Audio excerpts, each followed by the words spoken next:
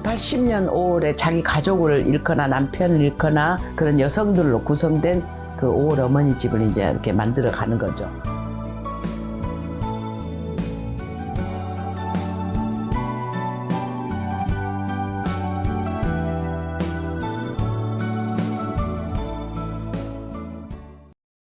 (1980년 5월) 비상계엄령이 선포되고 광주는 아수라장이 되었다. 많은 사상자와 부상자가 발생했고 광주는 여전히 맞서 싸우고 있다. 저 31살에 5.18이 났어요. 지금 42주년이니까 제 나이가 70세시잖아요. 저는 정말 너무 억울하고 분하고 그런 젊은 날을 보낸 거죠, 사실은. 네.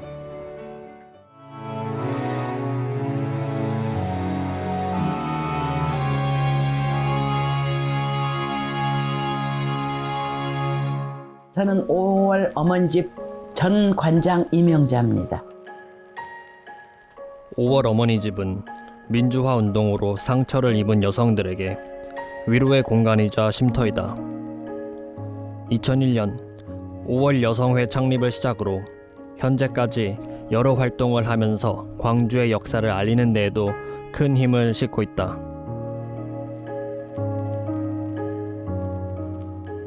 80년 5월에 자기 가족을 잃거나 남편을 잃거나 자식을 잃거나 또 부상당하거나 본인이 나같이 가족이 구속당하거나 그런 어머니들, 누나들, 언니들 그런 여성들로 구성된 그 5월 어머니 집을 이제 이렇게 만들어 가는 거죠.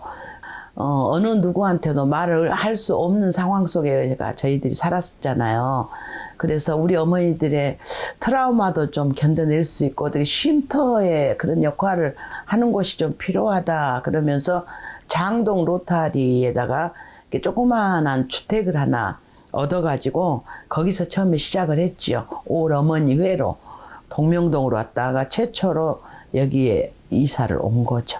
집을 지어가지고.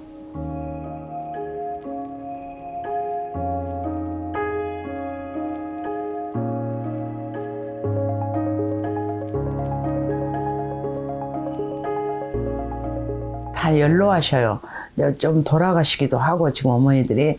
그래서 이제 저희 여기 양림동에 터를 닦으면서 저희가 이제 어머니들의 쉼터로 만들면서 지역의 5월을 알고자 하는 사람이랄지 5월에 이제 그 어머니들을 방문해가지고 그 체험도 좀 들을 수 있고 그렇게 이제 어머니들이 트라우마를 여기에서 많이 좀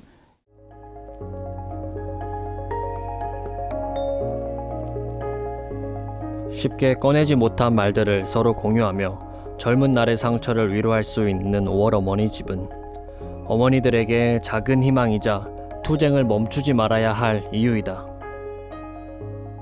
어머니 집에서 활동은 뭐냐면 어머니들 모시고 요가를 좀 한다거나 또 공예교실 어머니들이 만드는 아까 보면 있어요. 그런 것을 해서 어머니들이 한다든가 그런 것으로 어머니들은 이렇게 트라우마를 좀 견뎌내고 계시고 시에서 보조를 좀 받고 있죠 저희가. 네.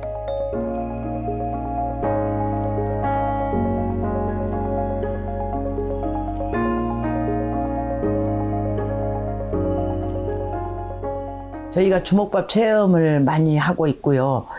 저희가 오어머니 집에서 좀 어렵고 2년 전에 코로나가 아주 심할 때 대구에도 518개 싸서 보내고 이 지역의 전대 조대 빛고울병원에도 518개씩 해가지고 저희 어머니들이 직접 주먹밥 싸서 이렇게 보내고 앞으로도 그런 어려운 곳 있으면 찾아뵙고 할 수도 있고 또 우리 어머니들의 건강을 우선 살아 계시는 동안에 좀 건강을 잘 챙기셔서 오래도록 사시게 하는 게 또 어머니 집에 갖고 있는 거고 그래서 지금까지 저희는 5.18 진상 규명과 책임자 처벌 그런 것들을 위해서 열심히 싸웠고 또 그 뒤로 우리 어머니들은 박근혜 탄핵 또 전두환 재판 과정 그런 것들을 계속적으로 수십 년간 싸워서 여기까지 온 거예요. 광주의 시위가 더욱더 강력해지는 것을 막기 위해 당시 신군부 세력은 아무 죄가 없는 광주 시민들을 연행하고 일명 짜맞추기식의 재판을 진행했다. 그리고 수감자들은 갖은 고문과 구타 등 끔찍한 일을 무차별적으로 당할 수밖에 없었다. 저는 그 남편이 내란 수괴로 그때 당시 80년 당시에 사형수를 받았던, 사형수라고 받았던 정동련 씨 그 처예요. 사실은 5월 17일 예비검속 됐었어요. 그런 사람이 5월 18일 내란 수괴로 될 수는 없잖아요. 내란 수괴로 짜 맞추느라고 하는 거에서 고문을 많이 당해가지고 아주 초췌한 모습으로 이제 남편과 이렇게 한번 봤죠. 잡혀간 지 한 5개월 만에. 한 3, 4개월 동안은 남편의 간 곳을 몰랐죠. 그럴 때 보안 수사대로 끌려갔었어요. 근데 남편을 찾으러 도청으로 오면 저희가 그 상무대에 그 안치된 시신을 보고 놀라기도 하고 또 주변에서 학생들을 두들겨 맞는 그런 모습들은 늘상 봐왔죠. 그 당시에 80년대. 왜냐하면 남편 찾으러 저는 5만 군데를 막 다녔기 때문에 그래서 그런 것들을 좀 많이 보고 치떨리는 광경도 좀 보고 그러면서 이제 남편이 보안대에 갇혀 있다는 것을 알게 됐죠. 저도.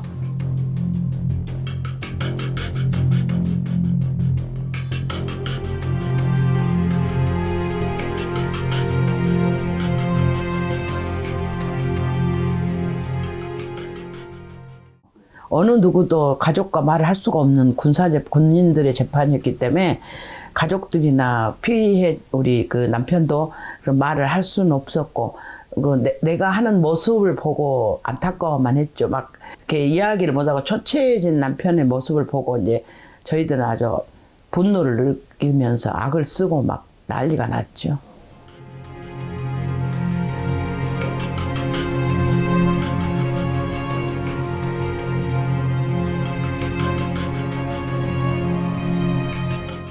굉장히 정말 힘들었죠. 그러면서 이제 남편이 점점 이제 가진 고문을 많이 당했어요. 그래서 그런 고문을 다 이겨내고 자살 시도도 했어요. 오직이 그 고문이 싫어서 그랬는데 자살은 미수에 그쳐가지고 통합병으로도 가서 진료도 받고 했는데 그래서 전두환이는 광주 그 사건으로 한 명은 죽인다. 그래서 그 죽인다는 사람이 제 남편이었다고 사람들이 그럴 정도로 왜냐하면 1심, 2심, 3심 다 사형수였어요. 저는 이제 그런 남편이 혁수정을 차고 교도소에서는 그 24시간, 48시간 뭐 그렇게 다 있는가 봐요. 혁수정을 못 풀고 그런 모습을 볼 때 계엄군의 폭력적인 진압에도 광주 시민들은 시위를 멈추지 않았으며 오히려 광주는 하나가 되었다. 이에 계엄군의 진압 수위는 더욱더 거세졌으며 이 과정에서 수많은 사상자가 발생했다. 민주주의를 위해 홀로 거리로 나서 계엄군과 맞서 싸운 이들, 이로 인해 가족을 잃은 사람들, 모두 광주 그날의 고통 속에서 42년이라는 세월을 보냈다. 사실은 5.18은 한국의 민주주의를 앞당기고 동남아의 민주주의의 표본이라고 저는 생각합니다. 그게 곧 거기까지 가기에는 우리 올 어머니들의 굉장히 아주 헌신적인 노력과 또 그 어머니들이 물불 안 가리고 하여튼 민주화를 위해서라면 길바닥에서 막 뒹굴 정도로 싸워온 그 대가예요. 사실은 우리 어머니들의. 이제는 점점 우리 어머니들도 1세대가 돌아가시고 하면 5.18에 대한 의의랄지 그런 것들이 좀 끊어지기 때문에 젊은 청년들한테나 학생들한테는 5.18의 교육을 저희들도 이제 우리 재단이나 어디 이제 그런 데서 많이 교육을 또 시키고 우리들도 어머니들이 또 우리 어머니 집에 오는 청년들한테 학생들한테 교육도 좀 시키면서 그런 이야기를 나누고 그래서 저는 늘 젊은이들한테 나보다는 우리라는 개념을 갖고 살아줬으면 좋겠다. 그래서 우리가 그런 개념이 곧 대동정신이고 함께하는 세상이라고 생각이 되면 그러다 보면 또 5.18 정신까지 가는 겁니다. 주먹밥 체험도 마찬가지예요. 주먹밥이 그렇게 나왔던 것은 그때 당시에 맞서서 싸우는 우리 투사들한테 이 밥이라도 먹고 힘내서 이겨내라고 어머니들이 솥단지 걸어가지고 밥을 그냥 아무것도 안 넣고 소금에다 해서 드셨잖아요. 그런 것들이 그때 당시에 대동정신, 그게 지금까지 이제 광주 정신으로 오는 것 같아요. 딜전에 입 갖고 없구만. 수선화가 졌어. 저는 5.18 정신과 5.18의 의의랄지 정말 잊지 않고 우리 청년들이 살았으면 좋겠고, 언제든지 5.18을 알고 싶고 만나고 싶으면 오늘 어머니 집으로 방문해 주셔서 광주를 더 많이 알고 5.18 정신을 좀 많이 알아서 정신 개선이 됐으면 좋겠습니다. 고맙습니다.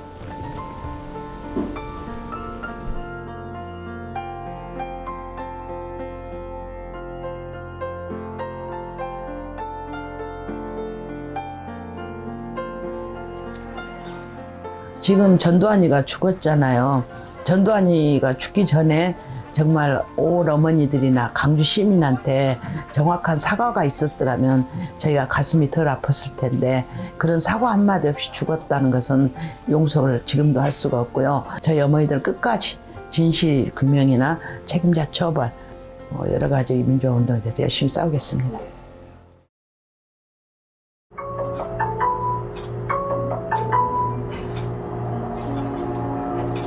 저희가 어르신 상태 실시간으로 모니터링하고 있으니까요. 너무 걱정하지 마세요.